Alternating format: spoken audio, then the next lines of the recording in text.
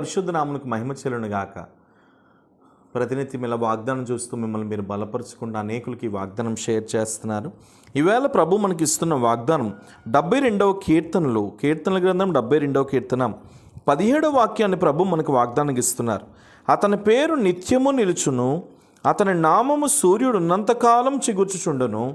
అతనిని బట్టి మనుషులు దీవింపబడుదురు, అన్యజనులందరూ అతడు ధన్యుడని చెప్పుకొందురు. దేవునికి స్తోత్రం. చాలాసార్లు మీ జీవితంలో చాలామంది నిన్ను ఏమంటూ ఉంటారంటే, నీ పని అయిపోయింది, నీ లైఫ్ అయిపోయింది, నీ జీవితం అయిపోయిందని చాలాసార్లు నిన్ను అంటూ ఉంటారు. ఇంకా నీ లైఫ్ వేస్ట్, ఇంకా అయిపోయింది, నీ బ్రతుకు అయిపోయిందని అంటూ ఉంటారు. కానీ ప్రియమైన దేవుని బిడ్డ, ఒక విషయం నువ్వు గుర్తుపెట్టుకో.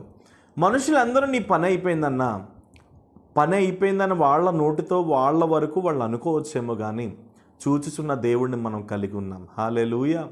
ఆయన ఎప్పుడు కూడా తన పిల్లల్ని విడిచిపెట్టే దేవుడు కాదు. అందుకని చాలాసార్లు ఆయన ఒక మాట చెప్పాడు, నిన్ను విడువను, నేను ఏమాత్రమును ఎడబాయను అన్న మాట ప్రకారంగా మీరు ఒక్కసారి ఆలోచించండి. ఈ రోజున ప్రభు నీతో చెప్తున్న మాట, మనుషులు నీ పని అయిపోయిందని నిన్ను అనొచ్చేమో, కానీ దేవాతి దేవుడు మాత్రం నిన్ను చిగురింపజేసే దేవుడిగా ఉన్నాడు. నీ పేరు నిత్యము ఉంటుంది. ఒకవేళ ఈ రోజున యేసుప్రభుని నమ్మాను, నా జీవితం ఇలా అయిపోయింది అని ఒకవేళ నిన్ను ఎవరన్నా క్వశ్చన్ చేయొచ్చు. యేసుప్రభుని నమ్మితే నీకేం వస్తుంది అని ఎవరన్నా నిన్ను హేళనగా మాట్లాడి ఉండొచ్చు.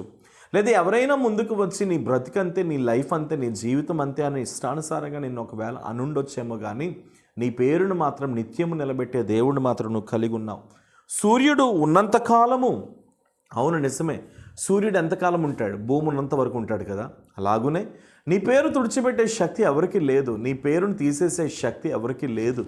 ఎందుకు అనంటే, అట్టి విధంగా దేవుడు నిన్ను ఆశీర్వదించబోతున్నాడు. ఈరోజు మనం ఒక అబ్రహాముని జ్ఞాపకం చేసుకుంటున్నాం, ఒక ఇస్సాకుని జ్ఞాపకం చేసుకుంటున్నాం, ఒక యాకోబుని జ్ఞాపకం చేసుకుంటున్నాం, బైబిల్లోని ఒక ఎస్తేరుని జ్ఞాపకం చేసుకుంటున్నాం, బైబిల్లోని ఒక యోసేపుని జ్ఞాపకం చేసుకుంటున్నాం.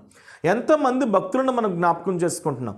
మన ముందు తరాలు జ్ఞాపకం చేసుకున్నాయి, మన తరాలు జ్ఞాపకం చేసుకున్నాయి, మన తర్వాత తరాలు కూడా జ్ఞాపకం చేసుకుంటాయి. సూర్యుడు ఉన్నంతకాలం జ్ఞాపకం చేసుకుంటూనే ఉంటారు.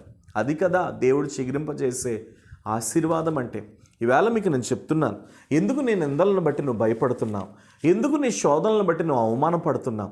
ఎందుకు నీ నిందలను బట్టి, నీ కన్నీటిని బట్టి, నీ వేదనను బట్టి ఎందుకు నువ్వు దుఃఖపడుతున్నావు?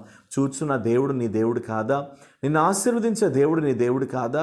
నిన్ను పైకి లేవనెత్తే దేవుడు నీ దేవుడు కాదా? మనుషులు మరిచినా నేను మర్చిపోతాడు అనుకుంటున్నావా? నరులు విడిచిపెట్టినా నిన్ను ఆయన విడిచిపెడతాడు అనుకుంటున్నావా? లేదు నాన్న, సూర్యుడు ఉన్నంతకాలం నువ్వు చిగురించబోతున్నావు. నీ పేరును దేవుడు నిత్యము నిలబెట్టబోతున్నాడు. అతడు దీవించబడ్డాడు అని మనుషులు సాక్ష్యం ఇవ్వబోతున్నారు. అన్యజనులందరూ నేను ధన్యుడు, ధన్యురాలు అని చెప్పబోతున్నారు. ఏ అన్యజనులైతే ఈవేళ నీ బ్రతుకు అయిపోయిందని హేళన చేశారో, ఏ అన్యజనులైతే ఈవేళ నీ జీవితం పతనం అయిపోయిందని మాట్లాడుతున్నారో, ఏ వ్యక్తులైతే నీ లైఫ్ కొలాప్స్ అయిపోయిందని మాట్లాడుతున్నారో, వారందరి ముందే నా దేవుడు నేను ఘనపరచబోతున్నట్లుగా మాట్లాడుతున్నాడు. కాబట్టి ధైర్యం తెచ్చుకో, నిబ్రహ్మ కలిగి ఉండు. పరిస్థితులను ఎప్పుడు నువ్వు చూడొద్దు. దేవుడు నీకు ఖ్యాతిని ఇస్తానంటున్నాడు, దేవుడు నీకు పేరుని ఇస్తానంటున్నాడు, కోల్పోయిన ఉద్యోగం మరలా ఇస్తానంటున్నాడు, కోల్పోయినటువంటి ఆ వివాహ బంధంను మరలా అనుగ్రహిస్తానంటున్నాడు, కోల్పోయిన గర్భఫలాన్ని మరలా దేవుడు నీకు ఇస్తానంటున్నాడు.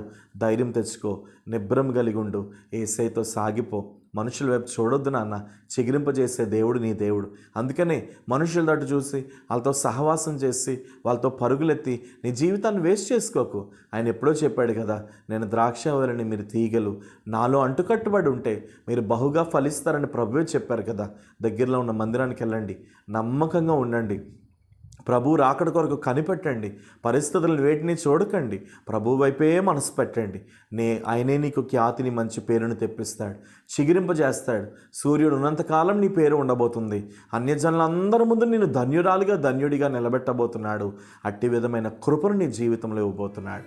ప్రేమ, నమ్మకము, పరిశుద్ధమైన తండ్రి, ఎంతమంది అయితే ఈ వాగ్దానం చూస్తూ వారి జీవితాల్లో, ప్రభువా నా లైఫ్ అయిపోయింది, నా పరిస్థితులు మారిపోయి, నా జీవితం వేస్ట్, నా బ్రతుకు వేస్ట్ అని ఎంతమంది అయితే వేస్ట్ కలిగినటువంటి వారి జీవితాలుగా గుర్తించుకొని తమ్మును తాము నశింపజేసుకుంటున్నారో, అట్టి వారందరినీ మరలా లిఫ్ట్ చేయమని ప్రార్థిస్తున్నాను.